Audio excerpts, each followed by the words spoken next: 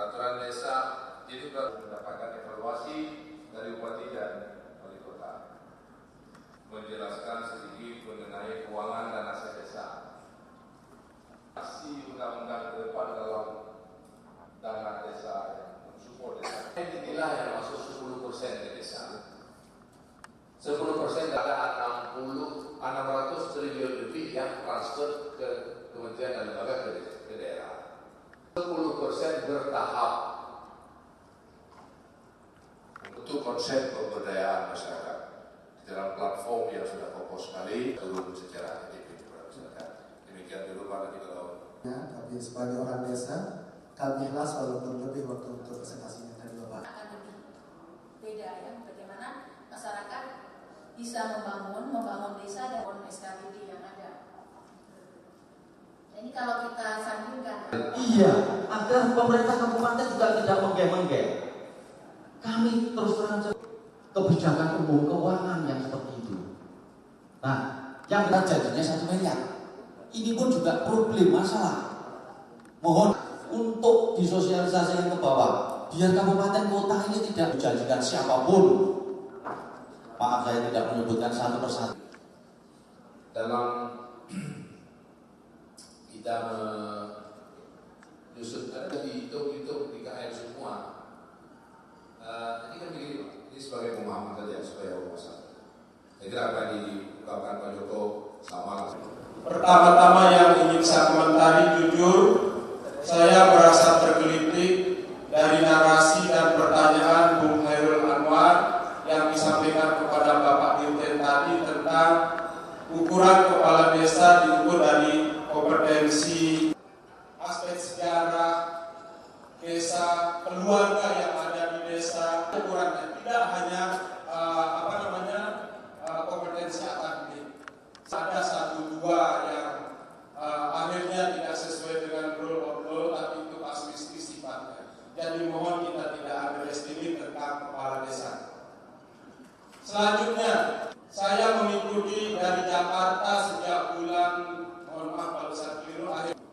Setelah itu di Kabupaten Lombok Barat, saya sudah tidak bisa hitung berapa kali mengikuti sosialisasi Undang-Undang Desa Nomor 6 Tahun 2014. Dari Undang-Undang 32 yang mengatur tentang desentralisasi di desa-desa. Yang training khusus mengenai dominasinya akan kepada pengelolaan keuangan pada desa. Seperti Bapak cita-citakan. Karena ini sudah saya katakan tadi, ini kan masih sangat baru. Bagaimana kami memaju uangnya saja belum tahu di mana, tetapi semua perangkat-perangkatnya alhamdulillah berbeda. Itu dari BP 60 dengan BP 43 sudah. Era sekarang disebut dengan connective era. Pada connective era ini, semua elemen yang membangun rakyat, dia harus memahami 3 fase. Yang pertama sekali adalah diversity, keberagaman, yang paham, etnis, budaya, segala. Yang kedua adalah responsibility, ya, itu dia harus bertanggung jawab sampai sekian tahun kepada anak cucunya, dan accountability, itu bisa dipertanggungjawabkan. Apa saja dalam dunia ini sekarang, itu dunia bahkan hanya untuk desa kita. 3 hal ini yang menjadi orang unggul atau tidak unggul ke depan. Kita pahami keberagaman, kita bertanggung jawab untuk masa depan, dan kita bisa transparan dan accountable di mana-mana. Sekarang Pak, kalau Bapak ke Singapura, ini sebagai wawasan saja Pak. Saya pernah kejadian saya ke Singapura, saya berusuh di Westambul. Datanglah petugas kebersihan itu, Pak, Bapak ini harus saya lapor polisi. Dia bilang, kenapa? Saya berusuh. Pak, usuhnya bukan di sini. Kenapa? Karena saya lihat lagi saya cuci kaki di Westambul. Tidak boleh cuci kaki karena orang cuci muka di situ. Semua tindakan kita di dunia ini hari ini harus accountable, bisa dipertanggungjawabkan. Dan bisa. Itu baru masalah yang non finansial saya katakan. Apalagi yang finansial di bawah itu, dia harus punya mindset seperti itu dalam accountability-nya. Ini kan gampang, uang penduri. Nah bisa, uang rakyat itu persen dia harus bertanggung jawabkan agar rakyat baru trust itu terbangun. Trust building itu terbangun ketika akuntabilitas itu ada. Baru rakyat memberikan partisipasi. Tadi itu ada kawasan, kalau saya dengar ngomong Pak Mudik, itulah yang beliau sudah miliki dalam kapasitasnya sehingga beliau bisa bicara seperti sekarang ini. Dan kita minta kepala desa lain seperti itu nanti. Nah inilah yang secara pelan-pelan nanti di dalam sosialisasi kami gabung Pak Mas Mudik. Jangan urus pembangunan ini sebagai single factor. Tidak ada superman di dunia ini atau di dunia. Yang ada adalah sharing antara kita. Kita saling membagi pengalaman, saling membagi kasih sayang, saling kita share dalam ilmu yang kita miliki. Begitu tidak ingin berpikir bahwa saya lebih pintar daripada yang lain, saya adalah superman, maka disitulah kegagalan yang akan kita tuai. Yang kita harapkan semuanya adalah semangat. Dan tentunya semangat ini akan terjadi kalau kita semua konsisten dengan itu. Yaitu semua memang bukan closing statement ini ya, tetapi mungkin harapan kita semua supaya kita mempunyai energi, mempunyai semangat untuk membangun desa. Demikian mungkin saya sampaikan. Bapak lihat sejauh ini, Bapak lihat pengawatan Bapak sendiri, desa sudah siap untuk UU desa ini mereka terapkan. Ya ini kan ada dua kondisi sebenarnya. Yang satu kondisi adalah selama ini desa sudah kita gelunturkan program pemberdayaan masyarakat dengan PNBM. Ya. Ini kelihatannya mayoritas masyarakat desa ini semakin tinggi dengan ada PNBM ini. Makanya kita begitu yakin bahwa untuk mengaplikasikan Undang-Undang Nomor 6 ini pada tahun 2015 kita tidak ragu-ragu. Hanya saja di dalam jumlah APBN yang tersebut dalam undang-undang itu 10% ini memang bertahap. Kita sadari menggelunturkan dana yang begitu besar tanpa mempersiapkan capacity building di bawah itu mungkin ini tidak arif lah. Oleh karena itu maka kita katakan di dalam petunjuk-petunjuk lanjutannya ini ada Permendagri itu sekarang ini konsentrasi kita adalah untuk meningkatkan kapasitas perangkat desa dan memperkuat kelembagaan desa itu sendiri. Sekarang kami lagi susun modul-modul untuk training itu supaya nanti apalagi konsentrasi training kami mengharapkan ada konsentrasinya dalam pengelolaan keuangan.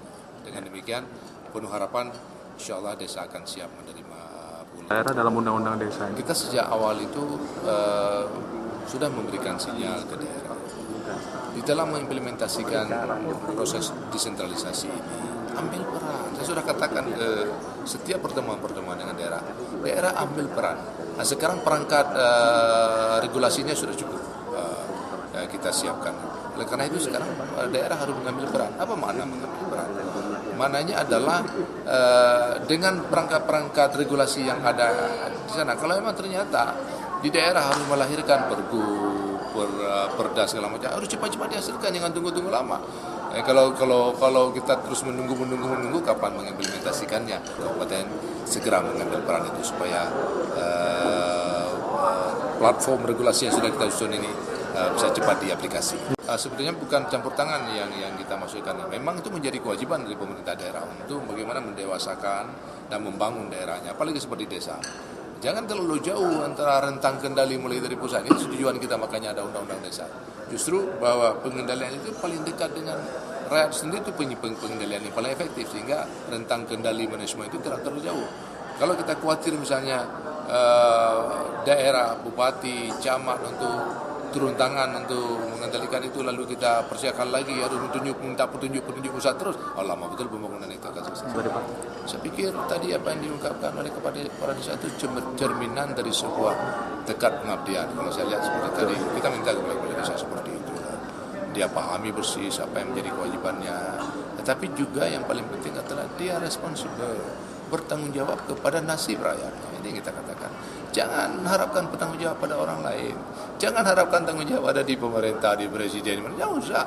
Ini kan tanggung jawab kita pada tingkat pemimpin lokal.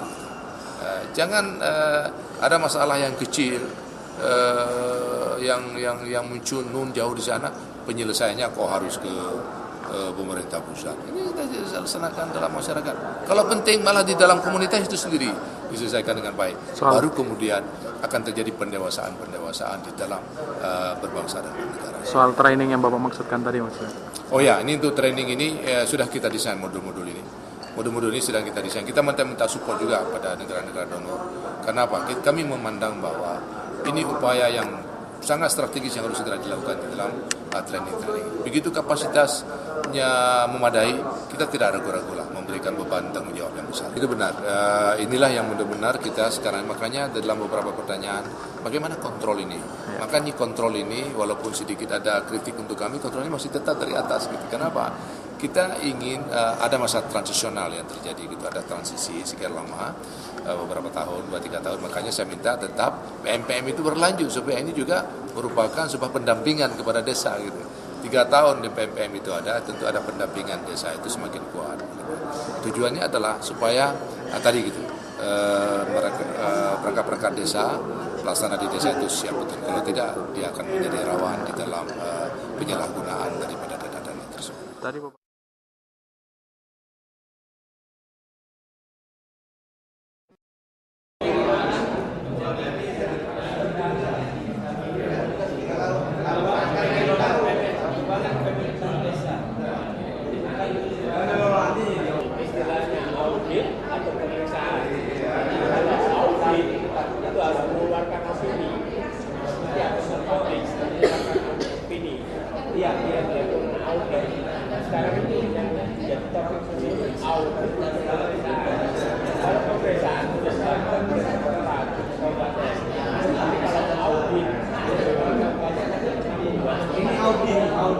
Barangkali di desa tidak perlu Pak audit laporan kita. Sepertinya Bapak ambil dari audit keuangan pemerintah daerah, jangan dipekerti masuk desa Pak.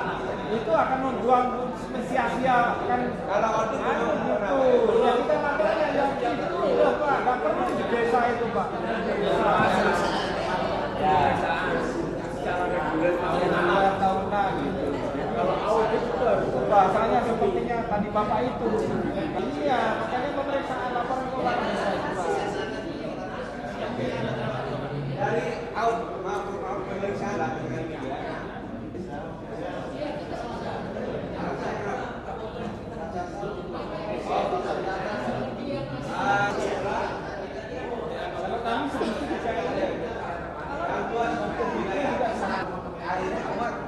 terperiksa semua jadi semua juga ada lagi kira-kira permasalahan terkait dengan pemeriksaan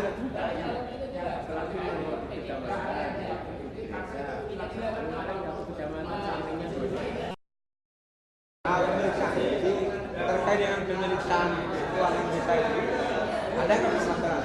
Kalau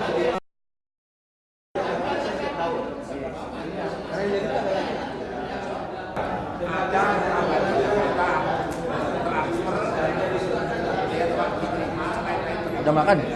Nanti Pak. Nih nanti Pak. Nih.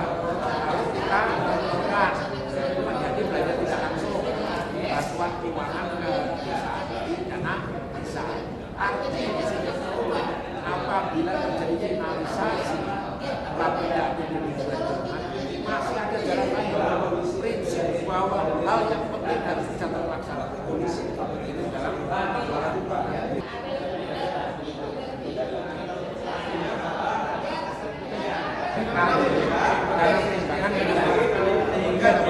itu mutlak sedang utama.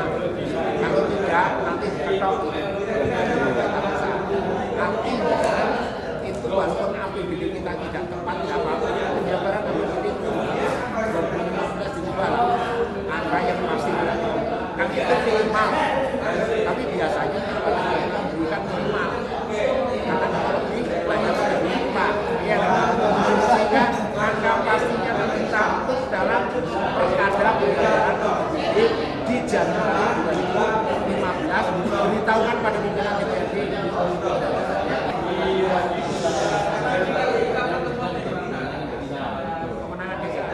DVD terus kualitas TV bukan hanya Iya, HD. HD ya, HD situ.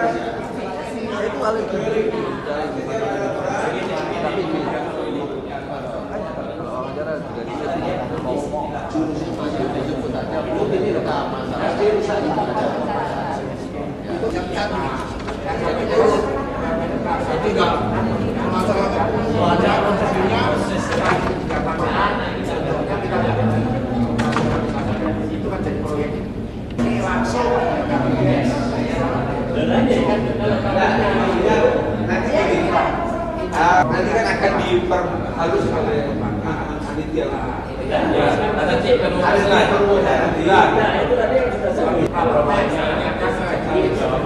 Diskusinya ini bukan bisa nggak kita umpamanya masuk semua persoalan di sini sudah tercatat satu dua itu ya.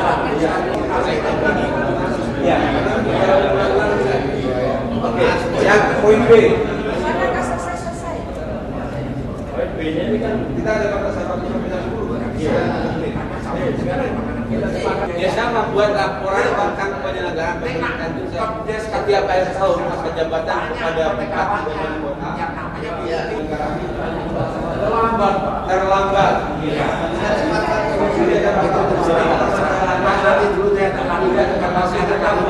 Kita harus begitu, Pak. Kemudian yang konsen laporannya sistematika laporan, kemudian sudah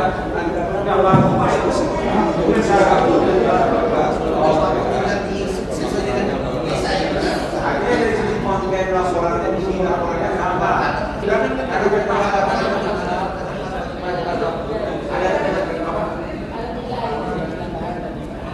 Nanti dulu, Bapak saya interupsi. Tapi ini Bapak pasti terserah tidak terserah. Tapi yang jelas, ya. Jadi satu Daripada rekomendasi peningkatan SDM di mana itu tidak akan terjadi. karena satu Jadi SDM jadi pertimbangan Bapak pakai terserah, kita pakai terserah. jadi poin B kedua Pendapatan ini kan operasionalitas tadi, tidak sama, yaitu pendapatan nasional desa, transfer dan pendapatan lain monggo. sekretaris apa? Ya, itu bisa jadi korupsi, jadi perhatian kita. Iya toh? Kan lalu dana transfer yang jadi masalah pada dana desa yang besar, ya seperti ini, tidak akan ada perubahan, ya toh Pak? Karena ini pada akhirnya lalu kalau transfer dana desa, ya toh? Kalau tidak membuat jaminan atau apa secara bertahap, bagi wajib pajak bukan negara informasi tapi undang-undang desa ada, berarti harmonisasinya itu tidak ada. Ya, kalau sampai nanti diuji material bisa karena kan sudah ada, tapi undang-undang desa terus apa kreasi dari kepala desa baru. Lalu bantuan kan mengikuti kabupaten. Apakah di luar sana juga ada? Bisa tidak ada. Bisa tadi yang keramat sebulan yang dua bulan Juga bisa dari kabupaten. dari lebih dari itu bisa dan uang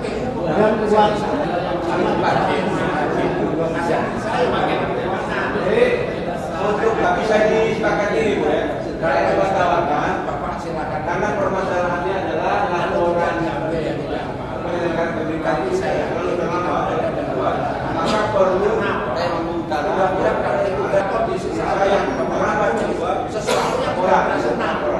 Ya, jadi rekomendasi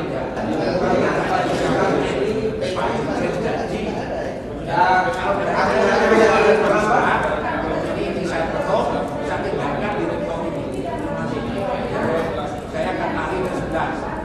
dalam Cara pandang kita adalah kondisi saat ini yang bisa disepakati kalau kita mau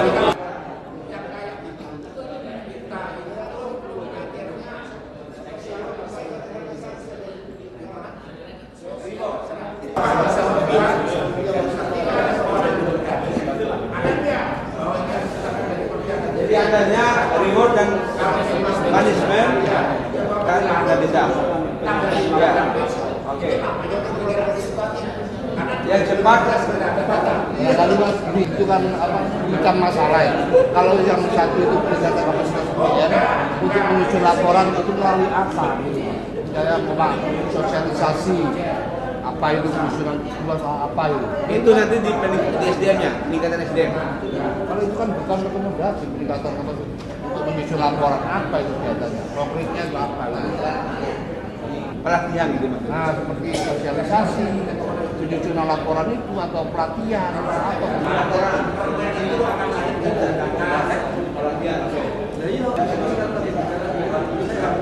Poin B dan poin C itu antara itu dulu. Fokus dulu. Oke. lanjut kepada poin D. Apakah selama ini laporan kami hanya ada 30 desa, 30 desa, sehingga kami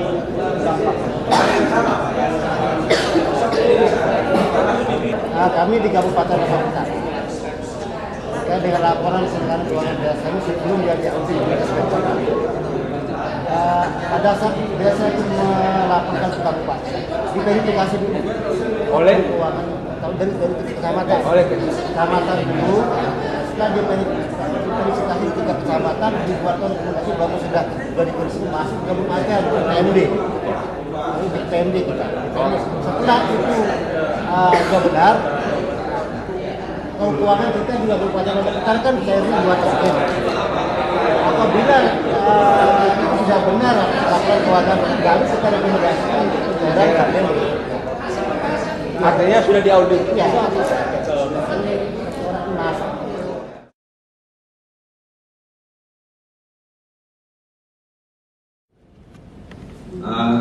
Baik Bapak dan Ibu sekalian, khususnya teman-teman anggota di kelompok 1,